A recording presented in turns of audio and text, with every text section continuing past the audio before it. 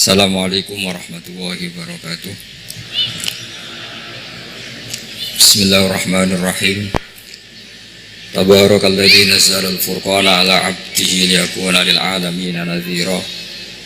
Allahumma shalli wa sallim ala sayyidina Maulana Muhammadin wa ala alihi washabihi asma'in amma ba'du.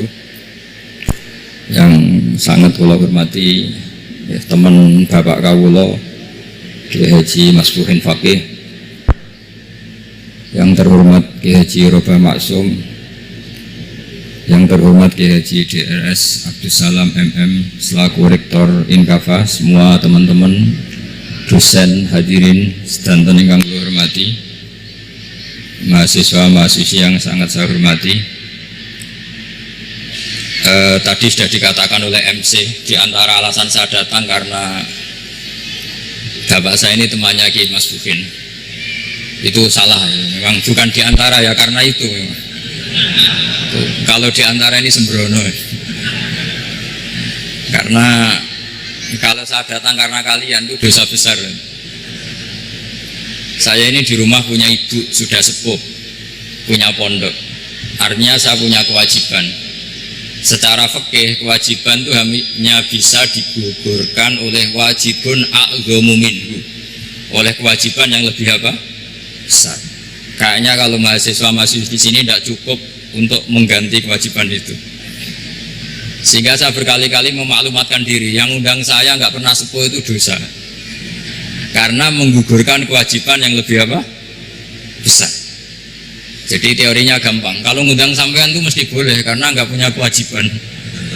Jadi di rumah ya nggak punya pondok. Terus ibu sampean kalau sampean di rumah ya sumpek bocah kok nganggur gitu.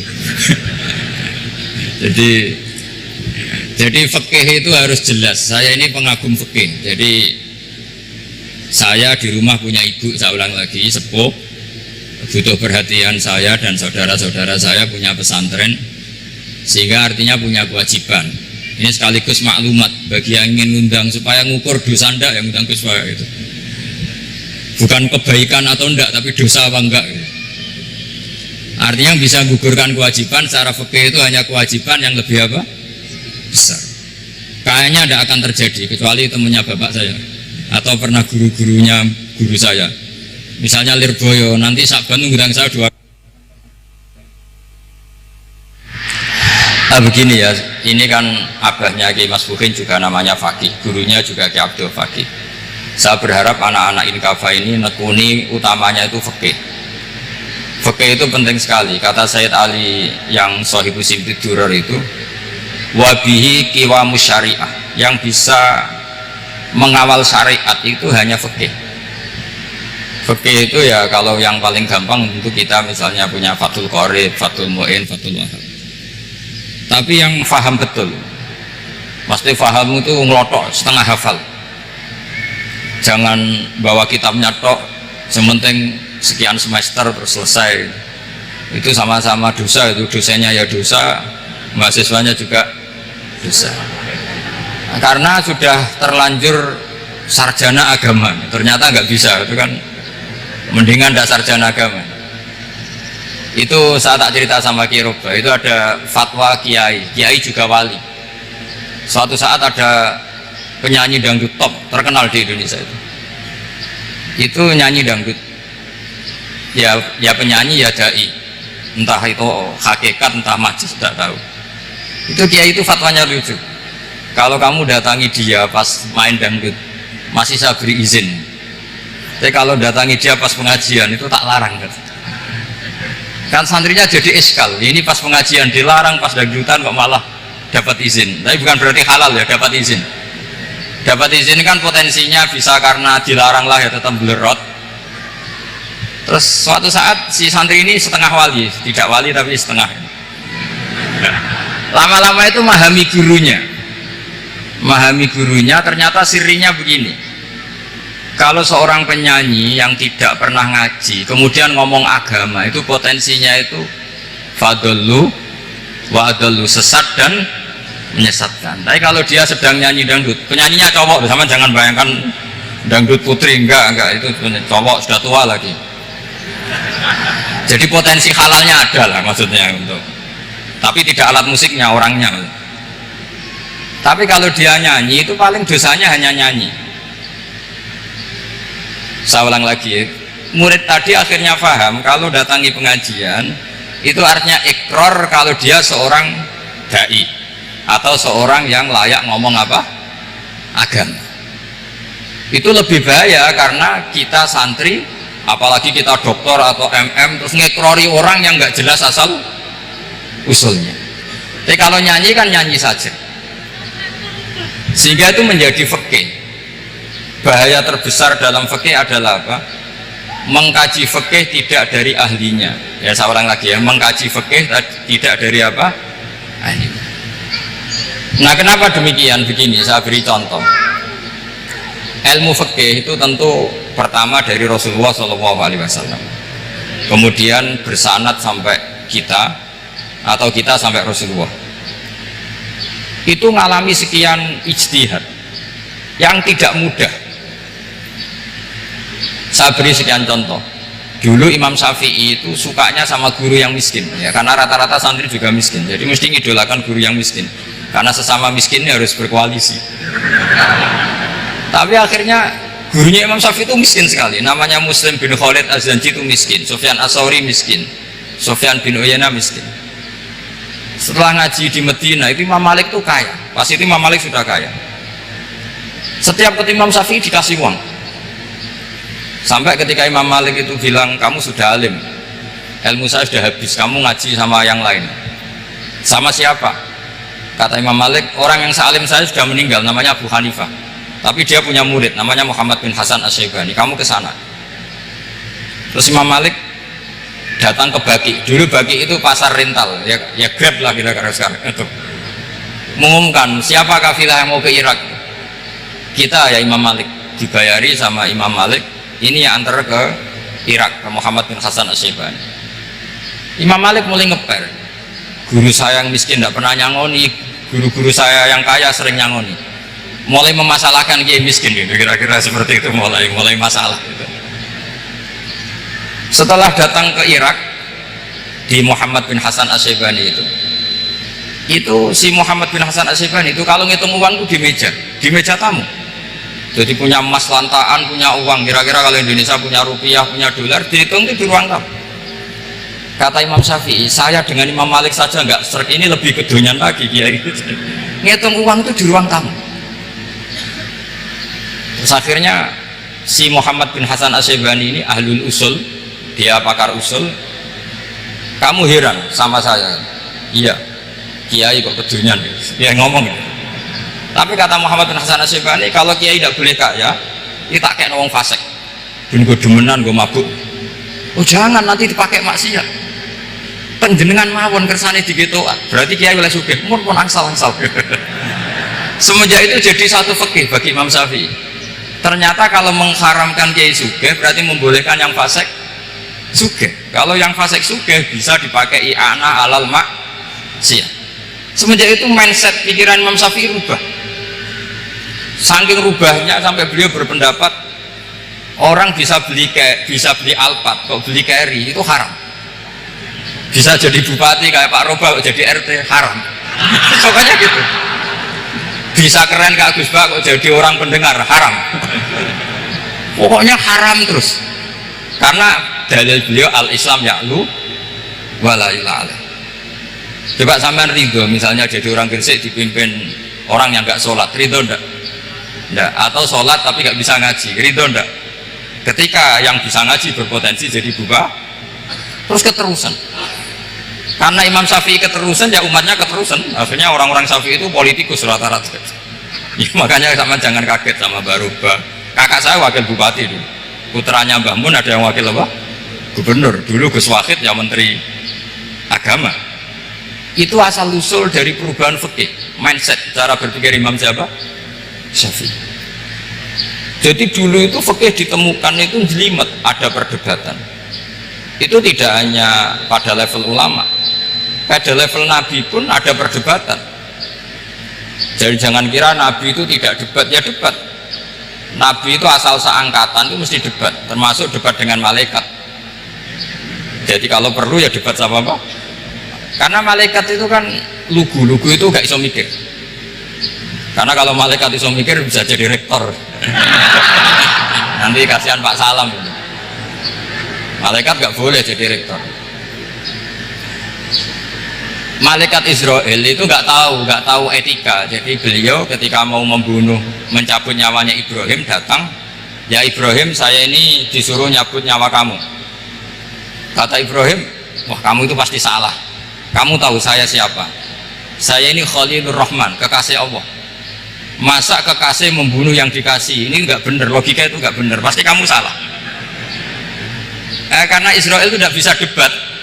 Ketika ditanya, hal ra'aita khalilan yumitu khalilah, masa kekasih membunuh yang dikasih? Saya ini Khalilur Rahman, masa Allah mencintai saya kemudian membunuh saya? Itu logika agak benar. Tidak, keliru, kamu itu keliru. Israel akhirnya terbang lagi. Ya Allah, katanya logika saya ini salah. Karena masa kekasih membunuh yang dikasih? Karena Israel nggak pernah sekolah, nggak pernah sekolah, nggak bisa dia jawab. Akhirnya diajarin Allah. Dah kamu bilang gini ke Ibrahim, hal ra'aita khalilan yakrahu ayyalqa khalilah, masa kekasih tidak siap ketemu yang dikasih? Dibalik logikanya. Akhirnya datang lagi ke Israel, kata Allah begini, masa jenengan kekasihnya tidak siap ketemu yang kau kasih?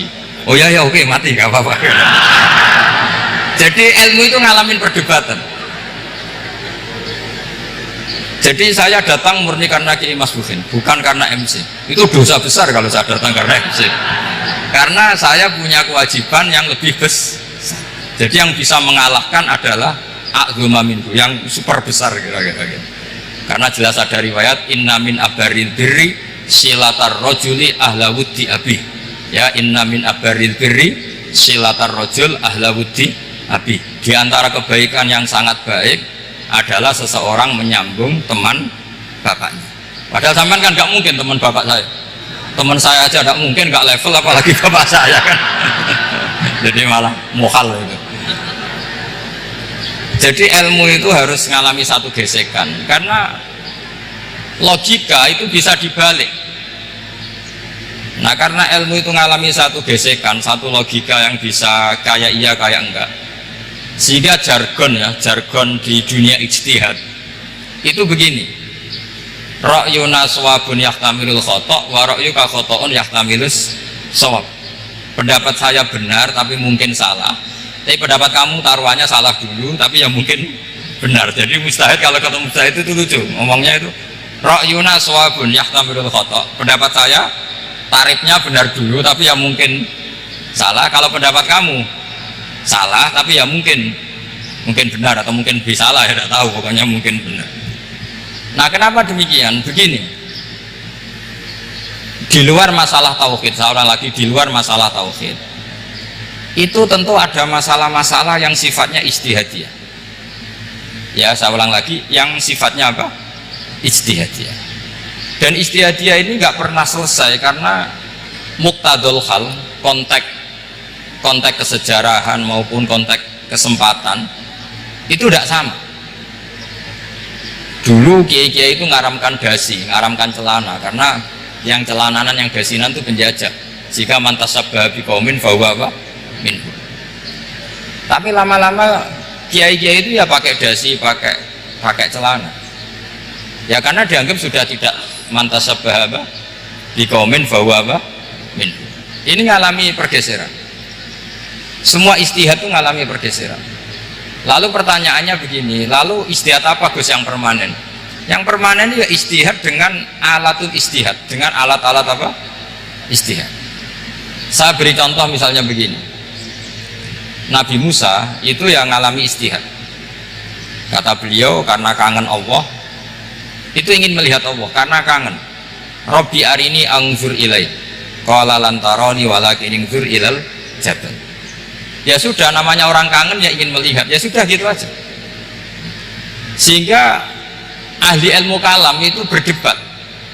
Kalau kata ahli sunnah, karena Nabi Musa minta ingin melihat Allah, berarti melihat Allah itu jaiz, mungkin. Karena Nabi gak boleh bodoh meminta sesuatu yang muhal. Maka antipatinya ahli sunnah terhadap pendapat Mu'tazilah itu antipati. Karena menurut pendapat Mu'tazilah Allah itu qadim, Allah itu laisa kamitslihi syai'un, sehingga gak bisa dilihat. Pertanyaannya adalah berarti Nabi Musa meminta sesuatu yang muhal. Itu bodoh sekali sampai gak tahu mana muhal mana apa jaiz. Makanya kata Imam Ghazali, masa Nabi Musa yang nabi gak tahu kalau melihat Allah itu muhal sampai minta, berarti nganggap itu jaiz atau boleh. Itu cara pandang orang-orang ahli sunnah apa wal jamaah. Tapi tetap saja sebagian ulama itu ya balelo, yang kayak Mu'tazilah itu ya balelo, cara berpikir pokoknya itu karena kangen, bukan karena mungkin atau tidak mungkin. Jadi nggak mungkinnya tetap tidak mungkin. Terus mereka dalil la tudrikul absar wa huwa yudrikul absar. Nah, sudut pandang ini akan terus. Ada seorang wali ditanya, kalau kamu di surga ingin melihat Allah apa enggak? Jawabnya enggak. Kenapa? Kasihan Allah. Terus kenapa? Unazzihu dzalikal jamala an nadhari misli. Saya tidak ridho Allah yang hebat, yang keren, kemudian sing delok terima aku wong gresik. Koyo gak ngregani pangeran. Sebenarnya sing delok Allah ben golongane Nabi Muhammad, Nabi Ibrahim, kowe ora usah ngilangi keren maksudnya itu. Jadi ada ulama itu jadi wali kalau sholat itu karena di soft belakang, tapi jangan ditiru. Itu kan nggak lazim ya, lazimnya kan afdhalus sufuf tak soful awal. Ketika ditanya kenapa kamu kalau sholat di belakang, cek GR koyok wani suman pangeran gue ngarep, aku sungkan berarti gue gurih. Kalau sampean kan karena malas, bukan karena sungkan. Jadi itu artinya rasa ya. Makanya nggak bisa, nggak ada ijtihad itu tidak mungkin, karena perasaannya orang itu beda-beda. Itu Sayyid Abdul Al-Haddad itu kalau ngendikan masyhur, man da'a li dzalimin bil baqa faqad ahabba ayyusawwa fi ardi. Orang yang mendoakan orang fasik masih hidup, gak mati-mati, itu berarti suka kalau Allah dimaksiati di buminya. Wong fasik kelakuannya rak maksiat, nah bodongakno mari, itu berarti kamu ingin Allah didurakani terus menerus karena si fasik masih hidup. Tapi kalau Abdul Hasan As-Sadili cara ngendikan gini, kalimatnya persis, man ahabba alla yusawwahu fi ardi faqad ahabba alla tadhharu maghfiratuh. Orang yang ingin dunia ini steril, gak ada maksiat, maka sama saja berkeinginan tidak melihat luasnya maghfirahnya Allah. Sama-sama wali besar, tapi cara pandang hubungannya dengan Allah seperti itu. Jadi mau tidak mau, istihad itu mau tidak mau. Makanya tidak usah dipertentangkan misalnya cara berpakaian, cara apa, yang penting sesuai aturan Islam ya sudah. Karena ini urusan rasa. Urusan apa? Rasa. Itu Syekh Hasan Basri itu sering jagungan sama Robiah Hadawiyah. Itu secara fikih salah. Tapi pas itu ulama fikih ditanya, kenapa Anda tidak komentar terhadap dua wali besar yang sering ketemu? Andai kan semua santri seperti itu akan saya halalkan ke atas, karena nggak mungkin punya nafsu. Sehingga fikih dulu memang masih asli. Kamu lihat di takrib misalnya, lelaki melihat perempuan itu nggak boleh kecuali sekian alasan, termasuk boleh itu ditaklim karena mengajar, atau lil muamalah. Ini yang mulai masalah. Ada warung kopi, penjaganya cantik, santri-santri ngopi, ini lil muamalah itu kan kasus itu. Mau disalahkan pada takbirnya, mau dibenarkan, ini jelas fasik kan, jelas fasik. Maksudnya sudah fasik sebelum itu ditambah itu, jadi fasiknya permanen. Nah pertanyaannya adalah, kalau kamu ngajar mbak-mbak kemudian hafal yang cantik yang enggak, itu taklim di nazar apa nazar di taklim? Itu taklim apa modus? Nah, makanya kalau ngopi cari bakul yang cantik, itu muamalah untuk nazar apa nazar untuk muamalah? Loh, kalau saya ngopi dengan kiroba pasti halal, karena begini, berjalan saja bareng capek, nggak tahu itu warungnya siapa, terus berhenti ngopi, kebetulan bakulnya cantik. Nah itu mungkin halal karena kan saya tidak milih-milih, ingin ngopi kebetulan bakulnya cantik. Kalau kamu kan nggak hafal daftarnya, wah itu mesti haram itu mesti haram itu. Karena berarti kan kamu menjadikan ngopi ini modus. Gue jagani nak takok pangeran, lo kok nazar muamalah gusti muamalah. Itu mesti modus. Maka fikih itu harus dikawal oleh tasawuf. Kalau enggak, semua hukum fikih bisa diakalin. Makanya Imam Bukhari punya satu bab namanya Kitabul Khiyal, bab mengkhilaf fikih. Beliau itu antinya sama Abu Hanifah itu luar biasa. Nggak ada ulama dibenci Imam Bukhari kayak Abu Hanifah. Masyhur. Untungnya beliau nggak menangnya Abu Hanifah. Kalau menangi geger terus ya. Bisa bahsul masail terus ya. Itu Abu Hanifah itu ulama yang suka khilah. Khilah itu ngerekayasa hukum. Misalnya begini, saya ini puasa agak lemes, ujian agak lemes, apalagi kiai serawati ini duit santri beling-beling lemes itu. Apa mangan itu kan, wah poso-poso kok mangan kan gak keren. Supaya saya bisa makan dan halal, saya bisa ngajak kiai Robai ya jalan-jalan, jalan-jalan nyari yang jarak 2 marhalah, ya sudah. Terus bisa makan. Kalau ditanya Allah kok makan, musafir. Jadi bolehkah insa'us safar menciptakan pergi demi untuk supaya boleh iftar? Boleh nggak cara jenengan? Coba kok nggak boleh, alasannya apa? Kan pergi, perginya juga nggak maksiat. Itu khilaf. Tapi Sayyid Muhammad, Abuya Sayyid Muhammad, Muhammad bin Alawi, Sayyid Muhammad itu membela Abu Hanifah, artinya membela jangan semua khilaf itu diharamkan.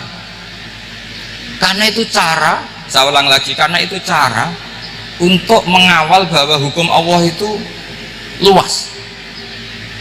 Karena kalau nggak ada khilaf itu ya kita kesulitan. Kita kesulitan. Misalnya begini, ini penjelasannya, makanya kita harus sering mendengar. Saya itu dulu masih sangat fikih itu protes, kenapa ada poluan polisi wanita. Itu kan pekerjaan cowok ya, pekerjaan pria. Tapi setelah mendapat penjelasan dari polisi, itu alasannya masuk akal, Gus. Kadang-kadang orang nakal itu menyembunyikan narkoba itu di alat wanitanya. Itu kalau semua lelaki, polisi kayak jenengan, masalah itu. Sehingga memang harus ada polisi wanita, karena sebagian pengedar narkoba itu perempuan dan menyembunyikannya di tempat itu. Kalau semua polisi cowok kan nggak kebayang. Sehingga kita akhirnya mendengar membolehkan polisi itu wanita. Ada wilayah yang harus wanita. Begitu juga ada pertanyaan, kenapa sih dokter kandungan itu cowok? Saya punya banyak santri yang muhibin saya itu dokter kandungan. Tak tanya, kamu itu kok cowok kok jadi dokter kandungan, kan pekerjaannya seperti itu. Dia jawabnya lucu, dari 10 yang tes jadi dokter kandungan itu yang cewek itu lulus 2, yang cowok lulus semua. Karena ketika cewek dites melihat ketuban pecah darah itu langsung pingsan. Sehingga yang secara psikologi dablek itu kan memang lelaki. Jadi roh wongnya sewakit santai. Kadang nggak lahir-lahir dinteni nang joko rokokan santai. Itu kalau cewek yang jadi dokter kandungan itu nunggu jam 11, jam 4 sudah pingsan. Nah ini cerita, bukan berarti saya menghalalkan, enggak. Kita harus mendengar, saya ulang lagi, kita harus apa?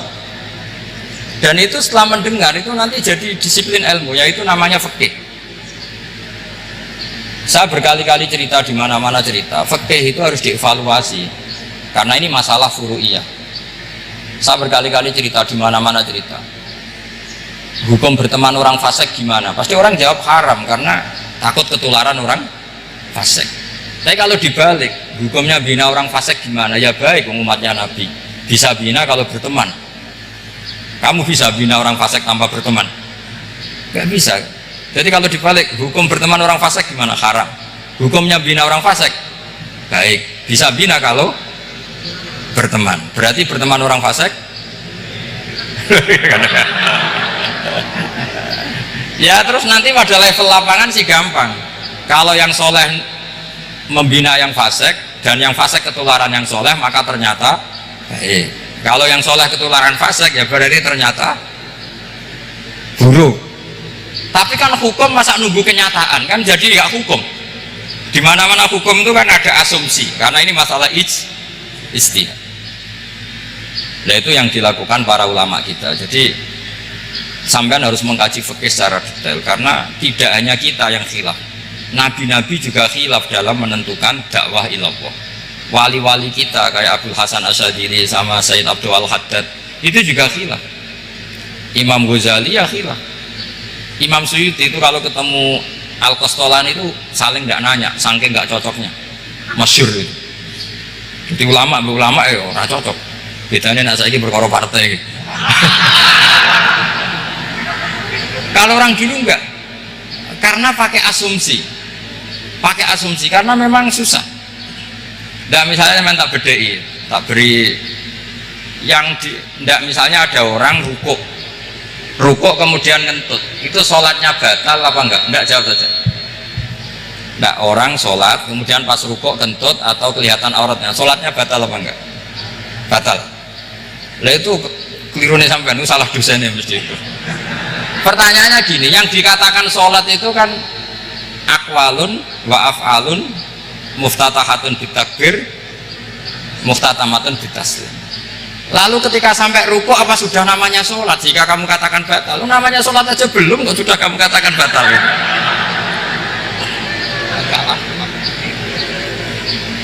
Iya kan? Jadi kalau aku mau sholat pas rukuk ngetut batal atau ora? Mestinya jawaban yang benar, ya ora sholat jadinya gitu. Karena kalau dikatakan sholat, definisinya harus sampai salah. Tapi kan kita nggak mungkin ngomong seperti itu, kan dianggap majnun. Padahal itu yang benar, yang punya kecerdasan. Nah makanya pertanyaannya, fikih itu ngikuti bahasa awam apa bahasa istilah? Kalau ngikuti bahasa awam ya kayak tadi, sholat kok pas rukuk gentut maka batal. Sebenarnya yang batal itu sholatnya apa rukuknya? Nah makanya terjadi perdebatan. Kalau yang pakar-pakar usuli itu salah istilah itu nggak mau. Saya ulang lagi, kalau pakar-pakar usuli itu salah istilah itu nggak mau. Terus misalnya tak beri contoh lagi. Kalau imam itu sudah salam pertama itu yang rukun kan salam pertama. Berarti setelah salam pertama imam sudah keluar dari sholat apa belum? Sudah kan? Yakin? Ya sudah. Sekarang sama tak bedai. Lalu makmum itu kesunatan langsung berdiri apa nunggu imam salam kedua? Enggak, jawab satu. Nunggu salam kedua kan? Dan itu kriminalnya sampai anda dalam suki itu. Kriminalnya begini, berarti anda membolehkan makmum bergantung sama orang yang sudah tidak sholat. Kata kamu setelah salam pertama dia sudah tidak sholat, berarti kamu menginstruksikan makmum berhubungan dengan orang yang sudah tidak sholat karena sudah keluar dari sholat ketika salam pertama. Kalau kamu di debat gitu gimana jawabnya? Pusing kan? Berarti robtul makmum bisolatiman sing wis laisa fi sholatin, berarti menggantungkan sholat sama orang yang sebetulnya sudah tidak sholat. Ada yang jawab, sebagian ulama fikih tetap disunatkan menunggu salam kedua, karena salam kedua itu masih paket meskipun tidak rukun, juga paketnya selesai. Tapi selalu pertanyaannya gini, lalu setelah salam pertama itu imam masih sholat gak? Sudah sampai pernah dijawab toh? Nah ini pentingnya bodoh, gak mikir. Jadi makanya bodoh itu barokah karena gak mikir. Jadi sesuai Robbana ma khalaqta hadza apa? Batila. Sing bodoh ya barokah, sing pinter ya barokah. Sing ora barokah itu maksiat. Ora ono barokah iblis. Maka kan fikih itu seperti itu. Jadi ada disiplin, di situ ada disiplin ilmu. Yang kadang kita tidak cocok. Makanya Imam Syafi'i sendiri ngendikan, kadang beliau dengan gurunya, dengan Imam Malik sampai ngarang ikhtilafu Malik. Beliau punya data yang beliau itu sedang nggak sama dengan gurunya, yaitu Imam siapa? Malik. Karena mindsetnya itu beda. Tidak sampai misalnya saya tanya, sholat itu harus menghadap kemana? Tidak, jawab saja. Kiblat kan? Ukurannya apa coba? Namanya madhep.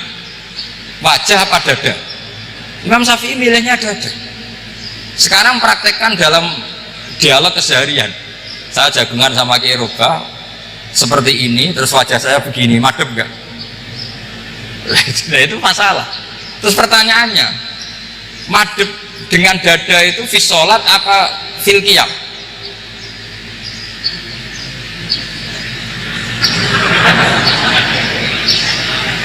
Loh enggak, kalau di sholat pas sujud dada kamu madep mana juga? Kamu tidak pernah mikir kan? Ya madep pakai dada itu kan kalau berdiri, kalau rukuk sama sujud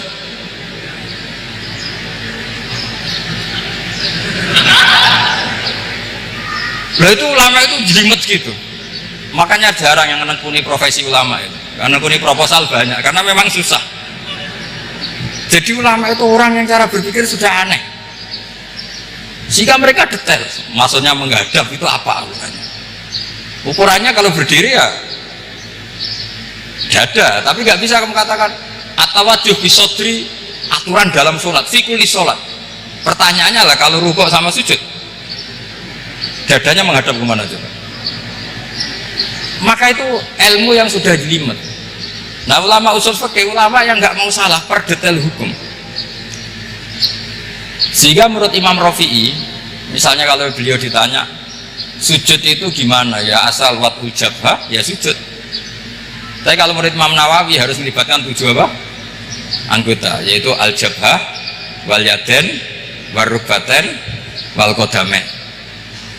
Oke, Imam Nawawi kita ikuti. Tentu keseharian kita pakai Imam Nawawi, yaitu berdasar hadis umirtu an asjuda ala sab'ati a'dzumin al jabhah wal yaden wal rukbaten wal qadamain. Berarti berapa?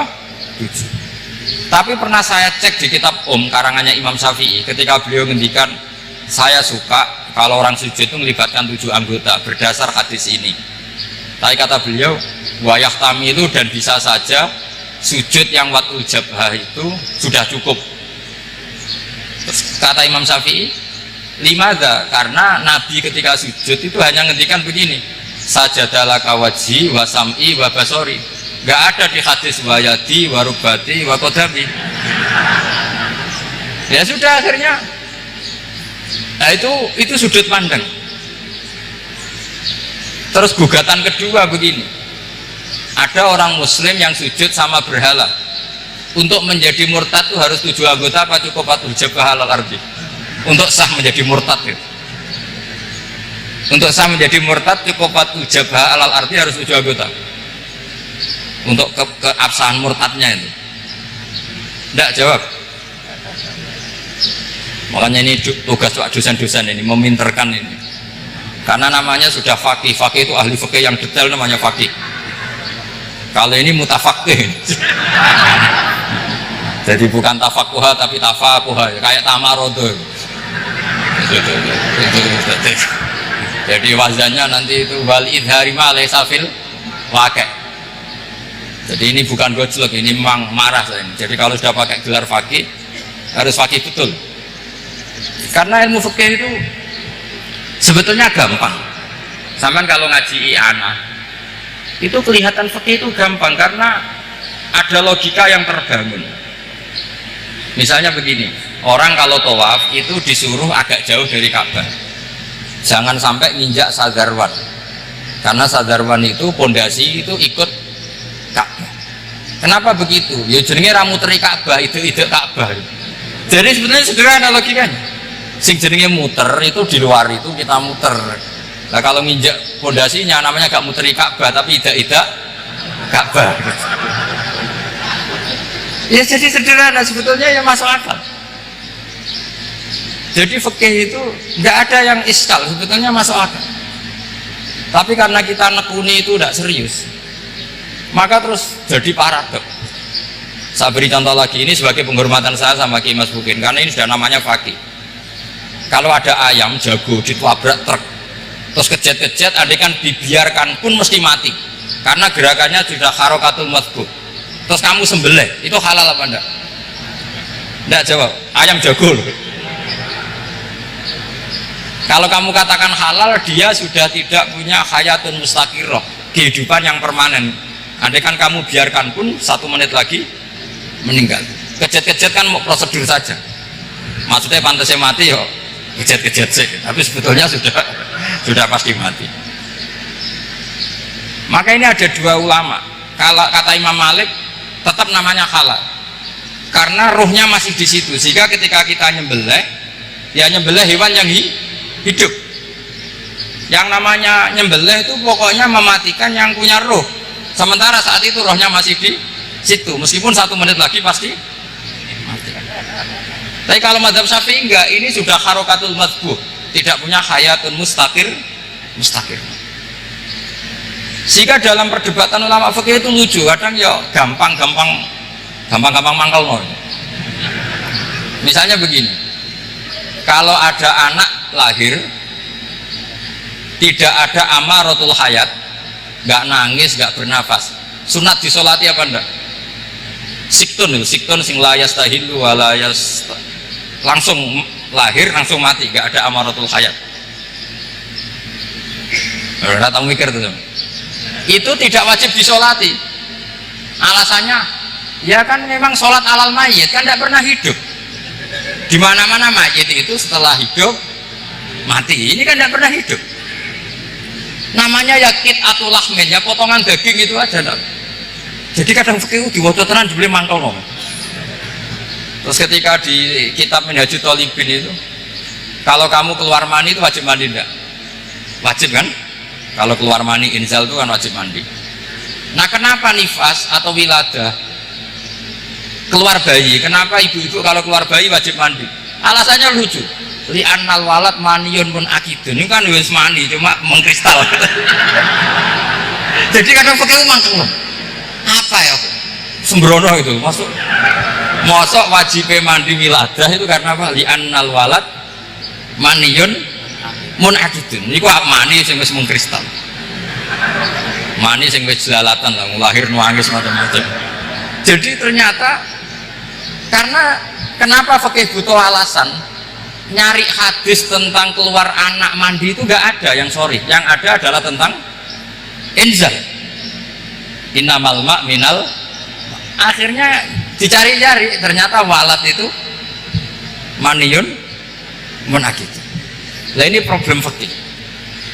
Sampean harus siap dengan pelajaran seperti ini, meskipun sampean mungkin wong priayi, tapi ini ilmu.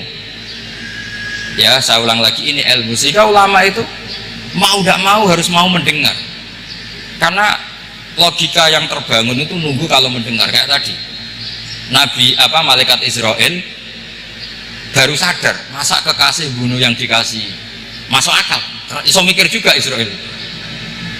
Kalau sama sampean sih nggak nerima tetap selonang ini masalah Ibrahim Khalilur Rahman. Sehingga kita di alasan fikih itu harus kita dengar. Saya dulu itu, saya sampai sekarang itu sama, kalau bayi lahir masih sudah berbentuk bayi, saya sendiri berpendapat sebaiknya disolatin kalau sudah berbentuk apa?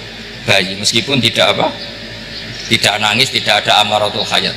Kan yang digugurkan itu wajibnya, bukan masalah boleh dan tidak. Itu banyak perdebatan ulama di bab itu. Saya beri contoh lagi perdebatan ulama. Ini contoh-contoh fikih karena ini khusus penghormatan status fakih tadi.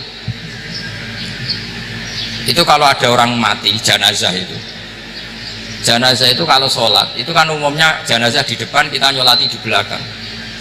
Itu yang mengatakan begitu ya tidak punya alasan, ya taunya mulai dulu begitu, di mana-mana nyolati jenazahnya di depan. Tapi di kitab Mahali jelas diterangkan, kata kaul sani tidak wajib. Alasannya ya lucu, fa innal janazah laisat bi imamin. Jenazah itu tidak imam, kenapa harus di depan?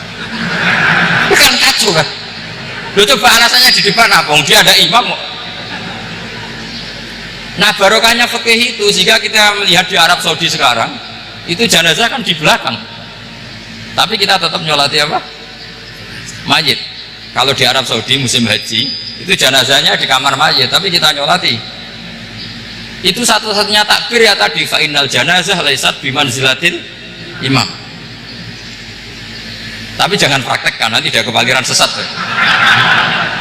Saya hanya cerita ilmu, jangan dipraktekkan. Kalau dipraktekkan masih jadi aliran sesat.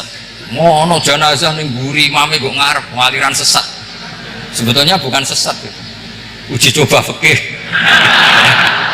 Ya karena tadi fa innal janazah laisat bimanzilatil. Bukti lagi kalau sampean sholat ghaib. Sholat ghaib ini misalnya mayitnya di Surabaya, boleh nggak sholat ghaib di sini? Terus jenazahnya di belakang kamu apa depan kamu? Nah ini kan Fikih itu pokoknya gitu. Makanya standar furu'iyah itu susah. Karena perdebatannya itu mirip-mirip, kayak iya, kayak tidak, kayak. Makanya dulu zaman sahabat, ada sahabat itu mencintai Rasulullah, senengannya sowan, bukti cinta sowan. Banyak juga yang sahabat bukti cinta Nabi itu tidak pernah sowan, alasannya ganggu. Kenapa kamu jarang sowan Nabi? Saya sering jamaah sama Nabi, saya tidak pernah sowan. Kenapa? Ganggu. Biar Nabi kalau di rumah sama anak istrinya, saya tidak mau ganggu. Makanya saya termasuk kiai yang gak pati seneng disuan, karena ya itu tadi, kalau mulang seneng saya, kalau disuani biasa. Kalau kiai roba itu nilai, nak pernah sepuh jadi rasuan nilai, jadi beda. Saya sering dinilai kiai sepuh, tapi bahasanya tentu tidak sowan, tapi apa? Nilai. Kalau sowan itu banyak. Ketika Rasulullah wafat, itu separuh sahabat hampir mayoritas, ya Rasulullah, kita semua ingin kita dulu yang meninggal karena engkau begitu penting, maka jangan meninggal dulu, kita yang meninggal. Kalau kita yang meninggal tuh gak apa-apa, tapi kalau engkau penting jangan meninggal.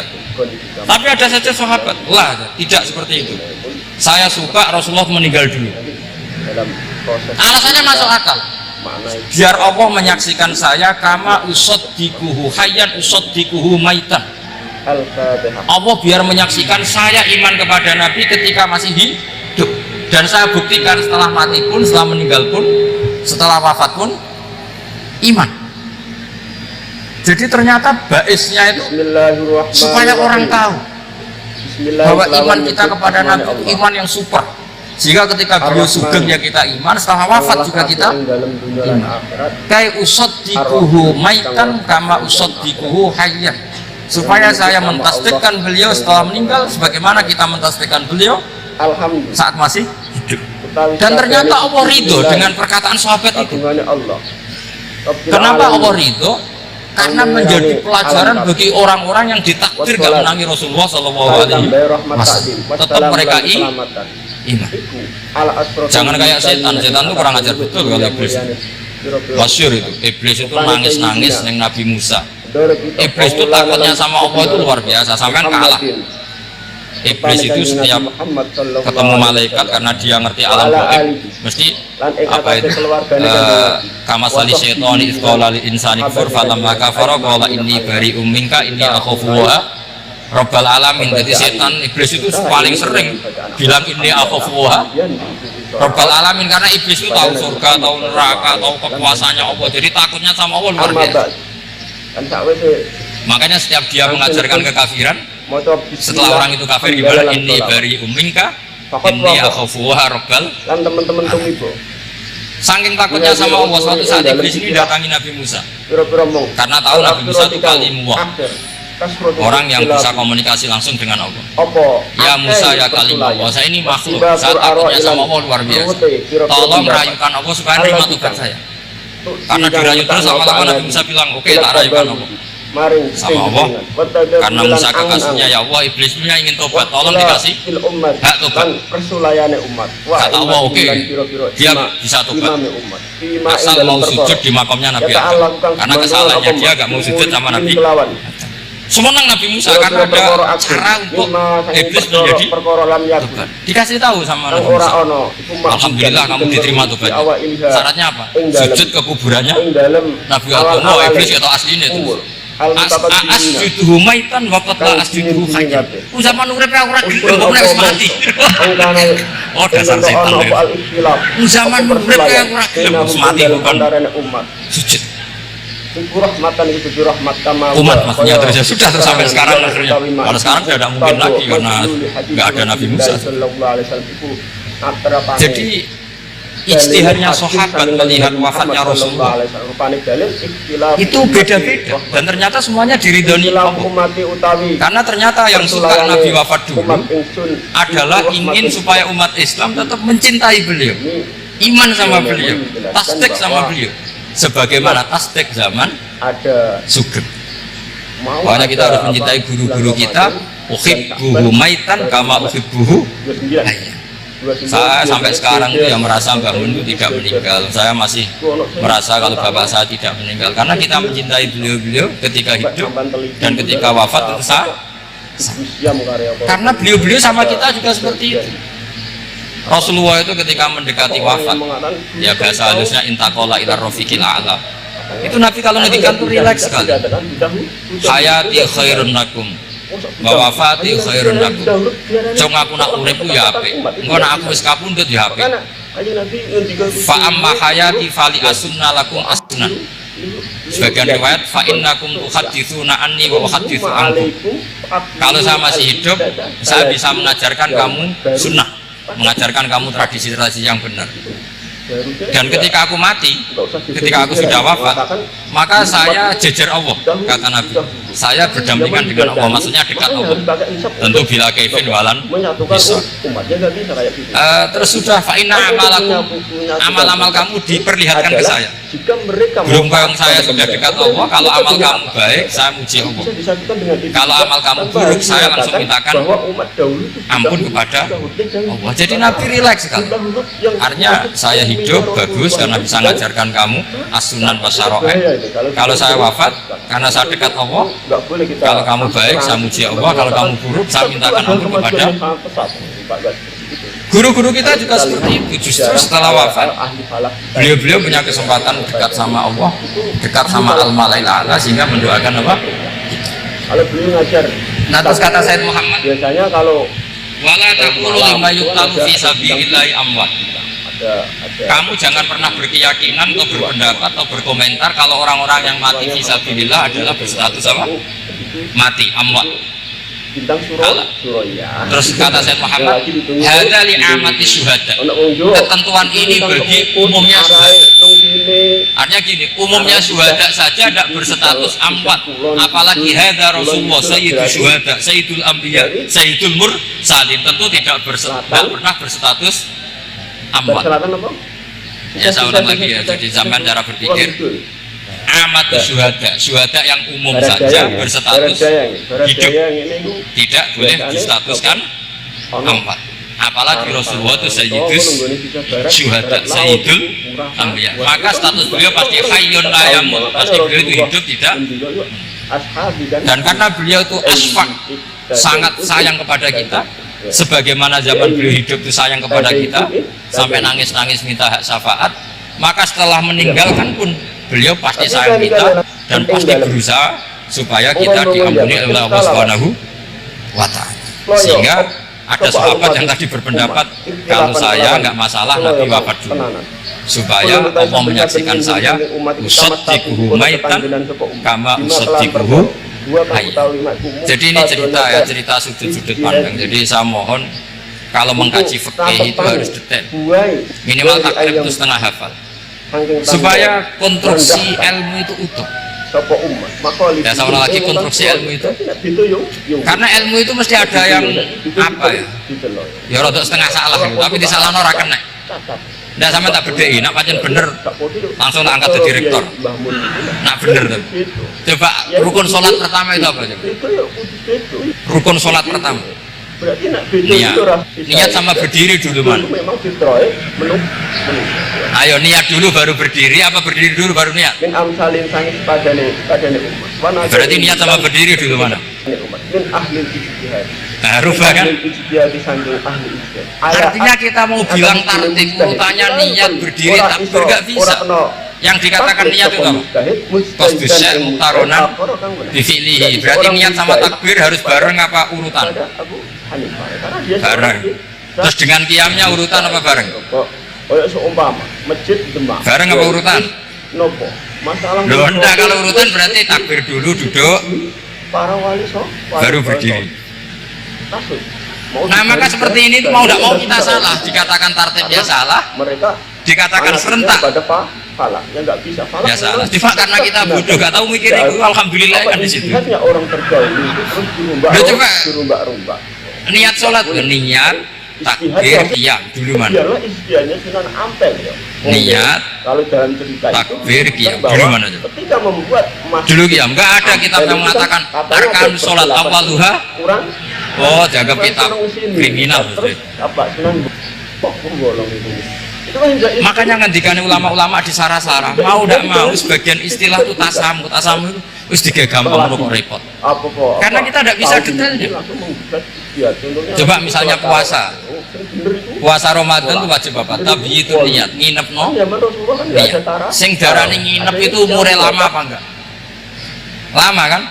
Sekarang sebelum 2 menit kamu baru niat, sah apa enggak? Sah. Itu sempat nginep apa enggak 2 menit itu? Enggak sempat kan? Jadi ilmu itu makanya kata ulama-ulama, pokoknya ilmu itu mesti ada unsur tasamu. Tasamu itu yes, digawe gampang. Apa?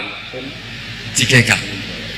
Misalnya Imam Syafi'i berpendapat mashu ba'dir roksi, itu kata beliau walau sa'rotan fi khadir roksi, meskipun satu rambut asal masih di wilayah kepala, tapi kalau rambut itu dikeliwir dibasuh di sini nggak sah karena sudah keluar dari batas apa kepala. Imam Syafi'i cara berpikir kan yes ngene iki jenenge masuk sirah. Tapi cara Abu Hanifah enggak. Ya enggak, yang namanya megang kepala itu ya minimal 1/4. Masa gitu dikatakan Lalu ulama usul fikih itu berdebat. Sesuatu itu sesuai masodaknya. Masodak itu yasduku alaihi kada. Itu ini tadi saya cerita ke Ibu Khen tentang ngaji Jamul Jawame. Ini ilmu yang di Jamul Jawame. Sesuatu itu ukurannya mayasduku alaihi kada apa dengan takrif definisi. Misalnya gini, sholat itu batal dengan makan. Kalau kamu sholat makan batal nggak? Nggak, jawab saja. Batal. Itu satu upo apa satu piring? Nggak, jawab saja. Satu upo sudah batal. Sekarang bab makan di ngurmat tamu. Cung tamuku keimangan. Iku sak upo apa sak piring? Nah ini kan tidak fair, di bab tamu makan satu piring tapi di bab sholat satu upo. Maka pertanyaannya, lalu penamaan sesuatu itu berdasar masodak mayasduku alaihi ismu kada atau berdasar huruf? Kagungannya Allah Rabbil alamin yang mengirani ukurannya apa coba? Wassalat. Maka terus jadi perdebatan. Nah ini di sini ini pentingnya ulama karena sekarang saya berdiri kan. Cengkeh itu wangi apa enggak? Kategorinya cengkeh. Wangi kan, kalau orang bikin kue tar pasti pakai apa? Cengkeh, pakai wedang ronde supaya manis. Apa wangi dikasih apa? Nah itu saya berkali-kali cerita, pernah mau dipikirkan orang Islam itu nggak boleh rokok karena dianggap pakai apa? Mewangi karena ada apa? Cengkeh. Tapi terus didebat, kalau gitu berarti orang Jumatan sunat rokok karena Jumatan disunatkan pakai mewangi. Wah itu kan akhirnya tuh, wah iya repot kan.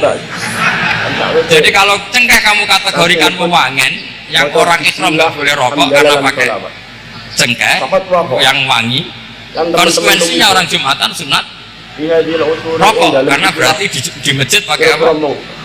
Mewangi, kan sesat semua jadi. Jadi itu ilmu. Makanya selain fikih matang itu ada ilmu yang namanya usul.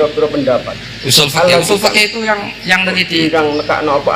Mayasduku alaihi kada. Jadi usul niku darani ngono. Saurang lagi. Ngono iku wis darani ngono. Ora perlu roh. Roh detail. Ya saulang lagi. Wis ora perlu roh. Roh detail. Makanya Abu Hanifah itu misalnya basuh wajah. Bisa berketeluk ini basuh wajah. Imam Syafi'i kan detail. Mimpi di mana bitis syari sampai ila somahe udunehi ila dakon. Terus mana bitis syari Imam Syafi'i nambah apa? Gholiban. Kenapa ditambahin gholiban? Karena kalau orang budak mana bitis syarinya di sini. Jadi itu fikih. Jadi fikih itu jimat. Padahal kita ini nggak pernah berpikir secerdas Imam Syafi'i, tapi akhirnya ya mikir juga. Agak ditambahi gholiban, mana bitisarinya orang budak kan? Sini. Terus sekarang perdebatannya, orang budak basuh masuk roksi di sini sah nggak? Karena tadi itu wajah apa kepala? Kan jadi bingung gitu. Ya makanya ini mukadimah saya supaya sampean lebih disiplin belajar apa? Oke, dan setidaknya didiskusikan lah kitab-kitab Minhajul Thalibin atau kitab-kitab Mahali, karena di situ nanti ada perdebatan. Dan perdebatannya itu indah sekali kayak tadi. Ada yang mengatakan jenazah harus di depan, tentu dalam kondisi normal. Kita ingin jenazah itu di depan. Tapi ada kondisi itu tidak normal kayak di Masjid Haram. Lalu solusinya gimana ya? Kita ngikuti kaul sani, fa innal janazah laisat bimanzilatil imam. Tapi kalau di sini normal ya sudah kita sholat ya normal aja. Masa jenazahnya di belakang kamu sholat, nanti jenazahnya iri. Sekali-kali di depan aja kok nggak boleh gitu. Malah jadi repot. Jadi karena apa ya? Kalau kita mengkaji tidak panjang itu bahaya. Karena ilmu tadi, ilmu itu ada logika. Imam Ghazali dalam bab warid sama murid itu nggak setuju sama Imam Syafi'i. Dia Maliki. Ya kalau dalam mazhab Syafi'i yang populer kan kalau ada najis airnya sedikit kan dikucurkan supaya al-ma'u itu warid. Kalau warid punya kekuatan menghilangkan, tapi nggak boleh najis diletakkan di bejana yang ada airnya namanya maurud. Tapi Imam Ghazali dalam hal itu mengikuti Imam Malik, nggak ada bedanya warid sama maurud, karena logika Imam Ghazali gini, misalnya ini ada najis ya, mik ini ada najis di sini, atau sarung lah, contoh paling gampang kan sarung, ini sarung najisnya di sini, kamu kucuri. Ketika kamu kucur, air yang lewat ini kan tidak ada dua pola. Kemudian ketika terkena najis, mutanajis kan? Kalau dia sudah mutanajis, dia punya kekuatan menghilangkan najis apa enggak? Enggak kan, karena dia sendiri berstatus mutanajis. Kalau beliau ngajar, artinya begini, meskipun ini disorno, itu bukan berarti najis gak campur. Nah terus sampean misalnya bantah, tapi kucurannya wakil, nanti semua tersisa hilang. Ya kalau gitu nggak ada masalah kan, pertanyaannya kan karena baju itu satu cindung. Yang lagi ditunggu tuh. Sehingga Imam Syafi'i mengatakan cara berpikir Imam Ghazali, air itu oleh Allah dikatakan mutahhirun, mensucikan. Ya sudah, kalau ada air berarti mensucikan, baik caranya warid maupun maurud. Bukan karena air itu menghilangkan najis, karena tadi logikanya yang sudah kena najis, air ini sudah berstatus mutanajis, berarti pas mulai lewat ke bawah dia statusnya mutanajis, ke bawah lagi berstatus mutanajis. Misalnya zaman bantah, tapi mutanajis ini kan dihilangkan oleh air di atasnya. Ya kalau ada jaminan air berikutnya bisa menuntaskan. Nah najisnya bandel, gandok kan terus panjang perdebatannya. Makanya kata Imam Ghazali, sudah dalam hal itu saya ikut Imam Malik. Ikut Imam Malik, angger ono najis, kok istisori banyu nek ora mutakhoi, ya wis ngono iku jenenge nyucekno. Mergo banyu oleh Allah distatuskan mutahhir, mensucikan. Dadi ora usah bayangno sing itu namanya masuk. Wis kecelok bakso habek berarti wis kecelok itu juga satu kefiah dalam usul fikih. Ya sudah seperti itu. Ya kayak sampean kangen anak itu ketemu wis cukup ta ora? Cara sampean wis cukup. Tapi cara anake sampean ketemu tok ra nyangoni. Nah. Lalu ukurannya itu ukuran anak apa ukuran orang tua? Ukuran anak apa ukuran orang tua? Definisi ketemu lah. Ukuran orang tua apa ukuran anak?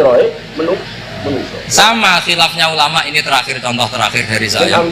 Fasyamu salasati ayyamin fil haji wa sab'atin idza raja'tum. Ada pelanggaran haji yang bayarnya itu puasa 3 hari di musim haji dan 7 hari ketika Imam Syafi'i berpendapat 7 hari yang idza raja'tum ketika pulang itu orang itu setelah di rumah.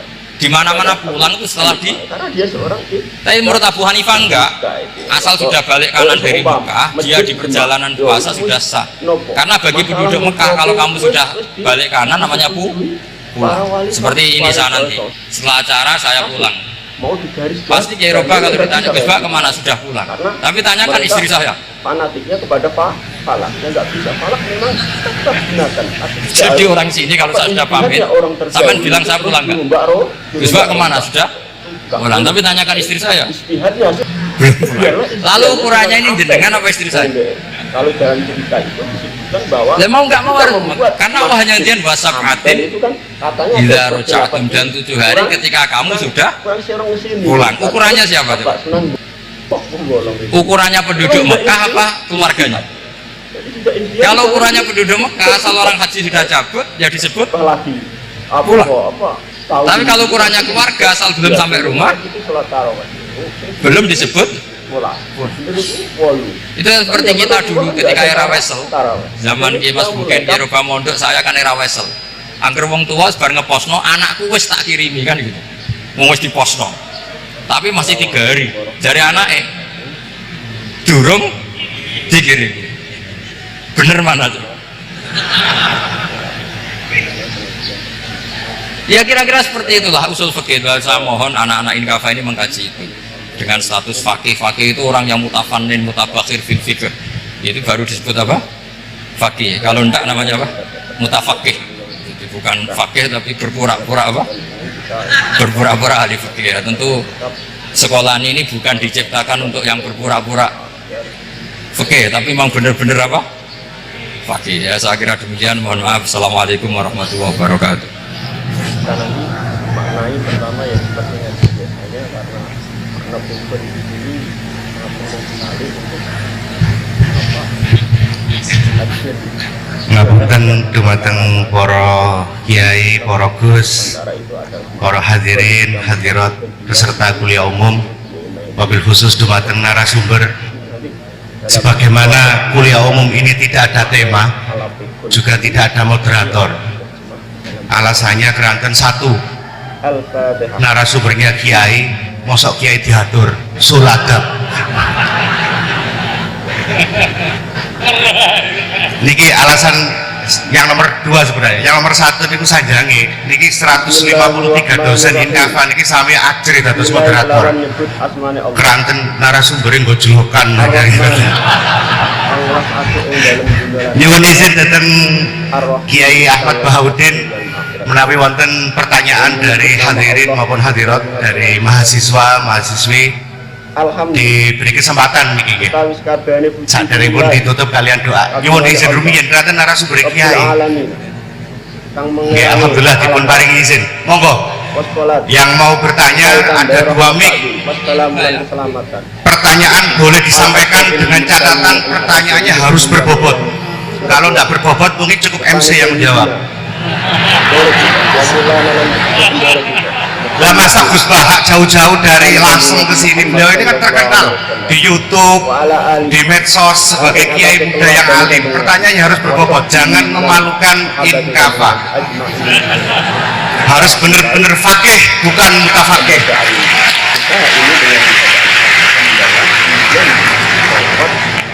Pada Nabi Muhammad SAW. Insya Allah beliau masih ada waktu sekitar 50 menit karena kemarin janji beliau akan meninggalkan tanah suci, suci Manyar maksudnya, pukul 9.30. Monggo angkat tangan dari Muhibin nggih. Oh, dari mahasiswa nggih. Apa akeh persilatan. Langsung mawon, tidak pakai dilis. Kira-kira pendapat. Allah buka. Bidang muka apa Allah. Kula sadar maring pintunya. Betul bilang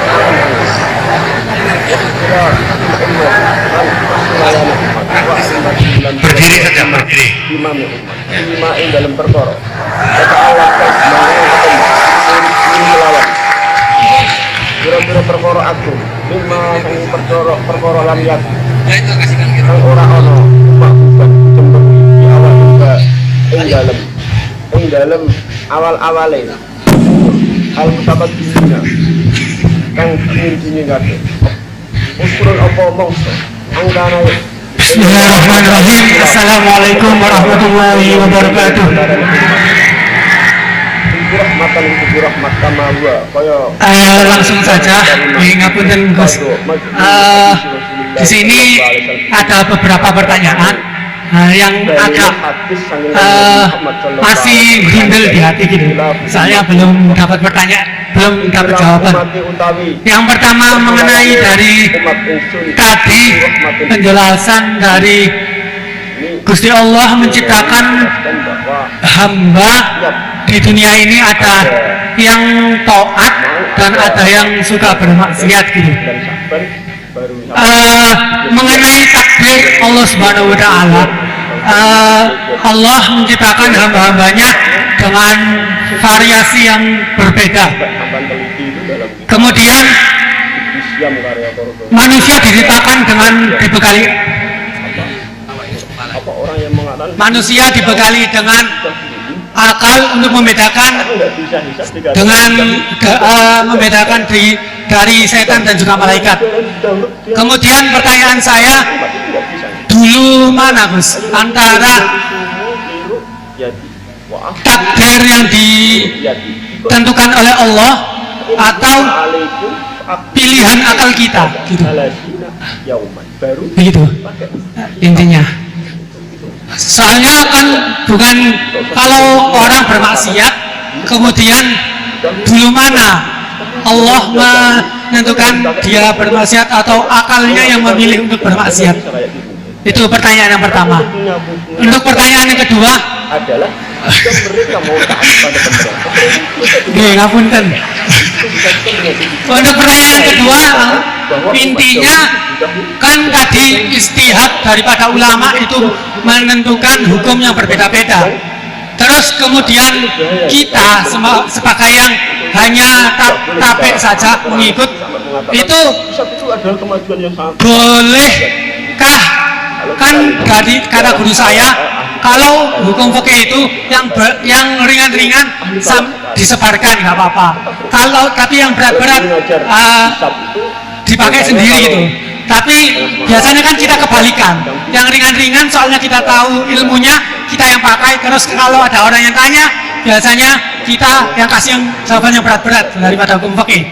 Jadi yang saya tanyakan, kalau berpindah hukum dari awalnya ikut imam ini terus kemudian ikut imam ini, itu bagaimana batasan-batasannya gitu. Syukron. Baik, terima kasih. Ini pertanyaan yang ringkas disampaikan cukup panjang. Ini langsung dipun jawab nopon. Oke, monggo, Yai. Ini tadi saya waktunya tinggal 10 menit, enak saja. Tidak, saya nanti langsung ke Jogja, kan jadwalnya itu saya emang ke Jogja. Baru ini saya ke Jogja naik pesawat gara-gara hormat ke Mas Bubin. Sepanjang hidup saya nggak pernah ke Jogja naik pesawat, baru ini nanti rencananya naik. Karena tak hitung kalau pakai kereta bis nggak menangi ngaji di Jogja. Saya jadwalnya ngaji di Jogja nanti jam 4:30. Begini, itu pertanyaannya betul tadi, itu ngawur betul. Karena begini ya, masalah kodok kodar itu kan sudah dibicarakan semua ulama di kitab kita. Satu, kita mengikuti ahlul hakikah, kita dikiral kodar famsiku. Kalau kodok kodar sudah dibicarakan famsiku, kamu harus diam di situ. Karena pertanyaannya gini, kalau kamu orang soleh, dan semoga anda latihan jadi orang soleh, itu melihat Allah sudah menentukan semua, itu keren. Saya bangga punya Tuhan yang sudah tahu nasib saya kayak apa nanti. Saya betapa malunya punya Tuhan yang tak takoi Gusti, supaya nasibnya bembah roh tapi diresik.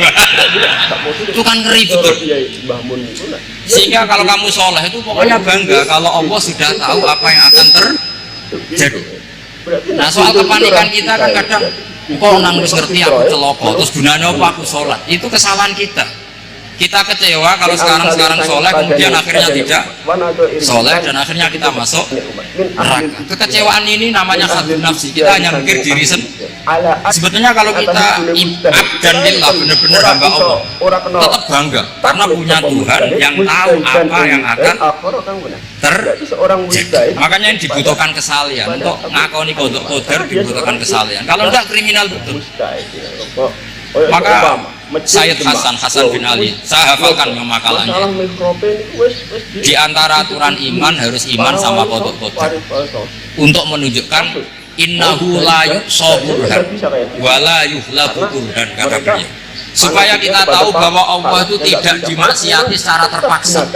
Kamu bisa nggak bayangkan Allah ngeluh gini, sakjane aku rasa seneng maksiat tapi saya bisa berbuat apa? Artinya apa? Kalau maksiat dan keburukan tidak khirihi wa syarihi minallah, itu Allah kan kurban. Ampel itu kan katanya sama maksud. Ini kurang Artinya apa? Kita harus berkeyakinan khairihi wa syarrihi. Tapi kita butuh syariat.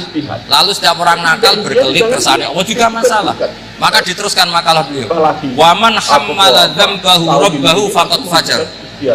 Dan siapa yang menimpakan dosanya atas nama Tuhannya, maka faqad fajar. Dia lagi betul. Sing zina kuwe Allah kan gak melok zina, sing maling kuwe ora melok maling. Sing beto bak-bak kuwe ora tau beto. Terus kowe muni kabeh krana Allah, itu kriminal betul. Jadi makanya orang soleh itu harus hafalannya banyak supaya niru-niru orang soleh itu. Ini kan enggak ingin soleh tapi pakai akalnya sendiri. Itu bahaya dalam agama, karena agama itu harus ada riwayat. Makanya beliau menyebut 2 kali, siapa yang tidak meyakini khairihi wa syarrihi minallah, maka dia faqad kafar. Karena seakan-akan di dunia ini waqa'a fi mulkihi ma la yuriduhu. Kalau kamu bilang syar tidak minallah, berarti waqa'a fi mulkihi ma la yuriduhu, di kerajaannya terjadi sesuatu di luar kehendaknya. Tapi waman hammala dzambahu rabbahu faqad fajar. Orang yang menimpakan dosanya ditimpakan karena Allah, maka faqad fajar. Dia lacut betul. Wong apa udah ikut maling, udah ikut zina, udah ikut korupsi kok. Oh, ini kehendakmu ya. Nah, kalau kamu bisa paham itu ya sudah, jadi orang soleh saja. Kalau enggak ya pilih wa amsiku tadi apa? Sudah, ada usah dibahas. Jadi saya mohon semua yang dengar ngaji saya ini, yang nggak tobat supaya tobat, yang sudah tobat ditambahi ilmu, karena biasanya tobat ya karena nggak ngerti apa-apa, semua mikir. Itu makalnya Sayyid Hasan bin Ali, cucunya Rasulullah SAW, dan itu diamini oleh semua ulama. Saya pernah ditanya seorang rektor, nggak terima dosen, nggak terima mahasiswa, rektor tanya, Gus, yang benar itu Jabariyah apa Qadariyah? Jawaban saya lucu, sementing soleh dulu. Kalau setelah soleh kamu nggak apa-apa Jabariyah atau Qadariyah. Karena setelah kita soleh, perasaan kita gini, qaddaronillah ala sholat, saya bisa berbuat apa di depan kehendak Allah. Sehingga perasaannya orang soleh ketika mengatakan al-abdu majbur adalah mengatakan la haula wala quwata, asal soleh loh ya, asal soleh.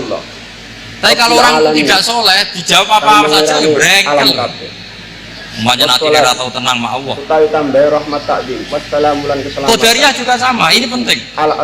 Misalnya ada orang soleh Qadariyah, mesti cara berpikir, oh pangeranku adil ya, sing sholat diganjar swarga, sing zina diganjar neraka, sing ora nyolong diganjar swarga, sing nyolong diganjar neraka, kan adil. Mosok sing nyolong dilebokno swarga, sing sholat dilebokno neraka, kan jadi lucu. Artinya ketika dia Qadariyah juga ingin membaca hikmahnya Allah, bikin aturan. Kita mulai asal soleh, salah lagi asal pembacaan. Jadi orang itu setelah soleh itu bisa improvisasi sendiri. Makanya ini pentingnya ayat innalladzina amanu wa amilus sholihat yahdihim rabbuhum biimanihim. Orang setelah iman nanti akan ditunjukkan oleh imannya untuk mengelola was-wasnya setan. Misalnya saya itu termasuk yang terkenal kalau diundang susah. Karena saya fanatik fikih, saya punya ibu, saya punya pondok, itu artinya punya kewajiban. Yang bisa mengalahkan kewajiban adalah kewajiban sing akbar yang lebih besar. Karena mau diundang mahasiswa ini kan jelas tidak akbar. Nanti maksudnya tarkul wajib di ajli sunnah. Wah, kriminal saya. Boleh bapak meninggalkan wajib demi sunnah. Ya jelas ya, jadi kita harus terlatih dengan bahasanya orang-orang soleh. Kalau tidak masalah besar, masalah foto qadar zaman sahabat itu juga terjadi perdebatan. Terus ada yang cerita, ada riwayat idza dzukira ashabi fa amsiku wa idza dzukira al-qadar. Kedua masalah istihad fikih itu nggak apa-apa, memang dari awal fikih kan. Dari awal fikih. Kalau nuti istihad ini, kalau ada mahasiswa tanya sebaiknya dijawab apa enggak? Mungkin sebagian narasumber sebaiknya dijawab biar marem. Terus sebagian narasumber sebaiknya nggak usah dijawab. Mahasiswa ben pinter apa takok. Apa persulayan? Itu namanya istihad. Jadi kalau furu'iyah itu mungkin ya ini sama sebenarnya waktu 2 menit masih satu pertanyaan itu hoax tadi yang 50 menit tema. Dalil hadis saking kanjeng Nabi Muhammad sallallahu alaihi wasallam rupane dalil menawi masih ada monggo mboten saged tolong operator ini tampaknya ibu dosen nggih. Nggih, mestinya kalau ibu dosen itu banyak menjawab, tidak banyak tanya. Yang banyak tanya tadi sajange Kiai Bahaudin itu mahasiswa. mboten napa-napa, monggo. Dari sampai 29. Mungkin pertanyaan terakhir sebelum nanti bangsa Indonesia itu geger terus. kuliah umum ini diakhiri. Iki bener bisa. Sampai teliti dalam kitab. Assalamualaikum warahmatullahi wabarakatuh. Ada sebagian. Alhamdulillah. Injing menika saged pinanggi kali Gus Baha, matur suwun kesempatan menika. Sebenarnya kalau ada orang yang nggak mau bertanya itu karena nggak mau bertanya itu karena malu, ya karena malu. Tapi saya sebenarnya pertanyaan saya ini remeh, walaupun remeh saya tidak mau dijawab oleh MC Gus nih, langsung dijawab jenengan mawon. Mekaten Gus, di antara yang disampaikan dalam perkuliahan tadi disampaikan bahwasanya jangan pernah menolak khilaf, karena khilaf adalah salah satu cara untuk mengawal hukum Allah. Begitu nggih. Untuk saya yang mutafaqih ya, bukan faqih, saya yang mutafaqih. Untuk mendalami ilmu fikih itu kayaknya walaupun waktu saya ndak expired ya, sudah tua saya ini Gus Ki, sudah berumur dan minim sekali pengetahuan saya tentang fikih.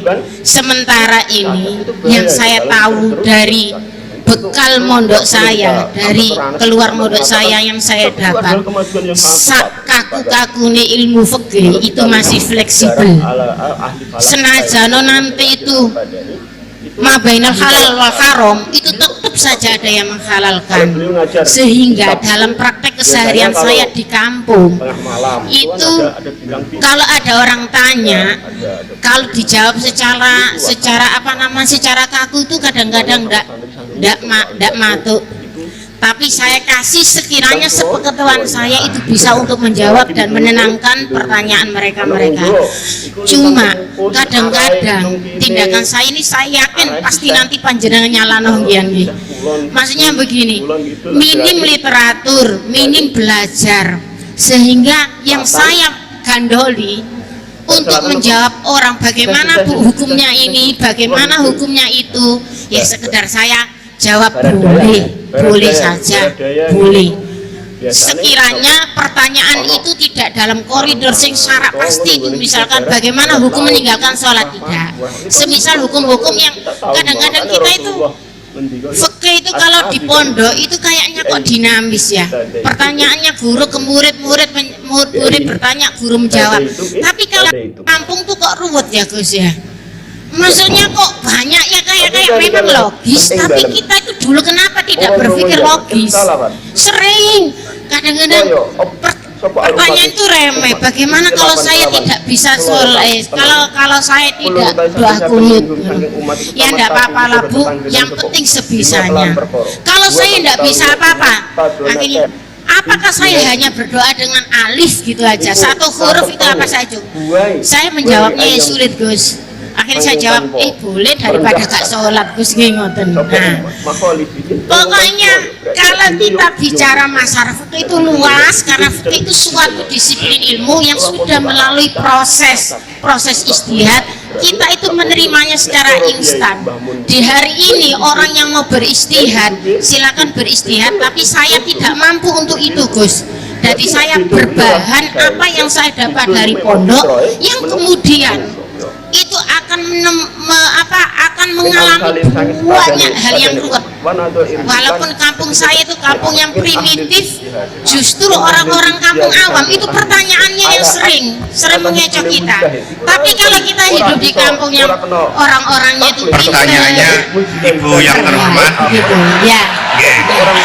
MC-nya iya, konkretnya ya, maaf MC agak itu Gus ya, MC karena saya tidak mau dijawab oleh MC. Bagaimana tindakan saya semacam itu sekedar menjawab pertanyaan orang, pertanyaan sekeliling saya yang saya tidak mampu memberi hal-hal yang memberi jawaban yang pasti, padahal itu tidak keluar dari koridor fikih maksud saya ya. Itu contohnya sudah Gus kafani biqauli astaghfirullahaladzim. Assalamualaikum warahmatullahi wabarakatuh. Bahwa kita membuat Baik, terima kasih. Awalnya rasa mahasiswa, di akhir-akhir rasa dosen, jadi malah memberikan kuliah tambahan. Monggo, Yai Menawi. Ya, bismillahirrahmanirrahim. Itu udah pertanyaan curhat. Ya kalau orang latihan jadi tokoh ya memang bingung-bingung sedikit itu bagus. Ya bagus, gak masalah kan. Sampean bingung terus kelihatan bingung ya bagus, jujur. Ya kalau orang latihan jadi kiai, jadi bunyai ya memang begitu ya. Ya agak-agak bingung sedikit. Kalau sudah mapan kayak saya tidak pernah bingung, santai. Karena tadi sudah yakin semuanya sudah ditulis di Lauh Mahfuz. Yang jelas begini, pertanyaan itu ada dua. Zaman Nabi pun ngendikan ada dua. Ada soalul mustafhim, orang tanya ingin paham. Ada soalul muta'annid, tanya ingin mempersulit. Nah biasanya masyarakat juga dua tadi, ada tanya ingin tahu, ada tanya yang muta'annid. Muta'annid itu memojokkan kiai. Ya, saya pikir ini sudah dosen pasti tahu gelagatnya orang ini muta'annid apa mustafhim, memang benar-benar tanya apa mempersulit. Misalnya kita ketemu orang fasik ya ada dua, ada yang lugu apa ada yang enggak. Kalau yang lugu tanya caranya tobat, yang memang ingin tobat. Kalau yang enggak ya memang hanya muta'annid. Sehingga kata masyiatullah itu juga pernah dipakai orang kafir. Wa qala alladziina asyraku law sya'allahu ma asyrakna. Kata orang-orang musyrik, kalau kita digadaki Allah juga tidak melakukan musyrik. Tapi mereka ingin menjebak Nabi bahwa kamu yang kampanye tentang masyiah berarti kita musyrik pun karena masyiah. Orang kampung juga gitu. Saya masih ingat guru saya Kiai Haji Maimun Zubair pernah ditanya tentang orang aid yang karena free sex, karena seks bebas, bukan karena ketularan atau karena orang lain, memang dia sendiri yang nakal. Yang tanya dokter, tentu yang tanya dokter. Dokter itu berambisi menemukan obat aid. Jawabannya Mbak Mun itu unik, padahal beliau itu sangat sayang sama umat. Jawabannya beliau gini, dok, sesuatu yang menjadi hukuman Allah supaya orang mau kembali tobat, ya Allah diberi hak. Intinya kan mesti misalnya ada orang hidupnya boros kemudian punya utang banyak, dia agak dipercaya masyarakat, terus kamu ditanya solusinya gimana, ya gak perlu ada solusi. Itu memang hukumannya orang yang salah, biar roh rasane lahum fid dunya khizyun, ada unsur kehinaan. Ada orang selingkuh dikucilkan masyarakat, terus tanya kamu gimana caranya gak dikucilkan, ya Allah diberi hak untuk memberi hukuman. Begitu juga penyakit-penyakit yang karena kesalahan manusia, Allah harus kita beri hak untuk memberi apa? Hukuman. Meskipun berkali-kali kita memberi pintu apa? Tobat. Nah, biasanya juga gitu, orang belajar itu wajib nggak kan? Wajib. Masyarakat itu nggak mau belajar tentang agama, kemudian karena nggak belajar, setiap ada masalah agama dia tidak bisa, terus galau. Ya Allah beri hak memberi sanksi orang yang nggak mau belajar, itu kan membawa kebodohan. Kebodohan itu mesti zulumat, mesti kegelapan menjadi kegelapan. Jadi misalnya ada bapak kok sampai perawan tua agak nikah, atau kangkang sampai zakat tua agak nikah, tanya saya caranya nikah gimana? Itu keangkuhan kamu, serang ganteng pilih-pilih. Jadi harus gitu jawabnya. Karena memang yang menyebabkan itu adalah keangkuhan. Harus ngerti elek orang Gus, orang anak juga yuk omayu. Lalu gak payu rabi itu karena keangkuhan apa karena apa itu? Nah itu zaman Nabi sudah gitu ya, ada soal mustafim, ada soal muta'annid. Terus ada beberapa masalah yang sebetulnya itu hukuman Allah. Saya tuh merasa kaya, bahkan mungkin kategorinya kaya sekali, bukan karena materi saya banyak. Saya ini pengagum hadis atau riwayat, kalau kamu nggak percaya itu hadis, karena mutorib wa'amal li akhiratika ka'annaka tamutu dan beramallah untuk akhiratmu seakan-akan kamu mati besok. Saya ini kan kecelok kiai gede, di orang atau saya umur saya banyak sekali, wong urip nanti sesuk di orang atau saya mewah. Sampean kan enggak seorang kiai goblok bayang urip nanti 10 tahun ke depan 2 juta ya kurang, 10 juta ya kurang. Padahal konsep kita ini kata Rasulullah atau kata ulama lagi jelasin, Ngamalah untuk akhiratmu seakan-akan mati bingung. mau ada apa, Maka hidup saya itu tenang sekali. Cara di masalah, misalnya saya suatu saat sampai bully, biasanya paling pikiranku dibully masyarakat, sesuk wis mati, sesuk wis bar. Sesuk kok isih urip, bayangno sesuk meneh, sehingga aku nganggep punya masalah hanya sehari. museum karya korupsi itu ada Kamu kan nggak bayangkan hidup itu panjang, sehingga yang merasa miskin terus, kan tahu sehingga kadang merasa istrinya kok ini terus padahal masih panjang. Jadi kalau kamu pakai konsep ulama tadi, wa'mal li akhiratika ka'an, maka kamu tuhutan beramalan untuk akhiratmu seakan-akan kamu itu mati besok. Sehingga yang saya asik ya kalau sholat itu saya asik, ngajar asik, karena ini untuk bekal mati. Kalau uang betul, tanyakan istri saya punya uang 200.000 itu lalu banyak sekali. Uang murid nanti sesuk kok gede duit 200.000 itu mewah betul itu. mengatakan Terus kemudian ada orang galau, uang 10 juta kurang 20. Kegalauan ini adalah dia salah persepsi, anggap urip itu panjang. Ini wayul himul amal, orang yang dibuai oleh angan-angan. mereka mau taat Nah, ini mlebu alhaakumut takatsur hatta zurtumul maqabir. tanpa harus Ya Bu dosen yang rasa mahasiswa ya, atau mahasiswa yang rasa dosen tadi kata MC. Ini enggak gitu, keliru MC. Dosen yang rasa bunyai. Jadi lebih keren. Dosen yang apa? Rasa bunyai. Ya saya kira demikian. Assalamualaikum warahmatullahi wabarakatuh.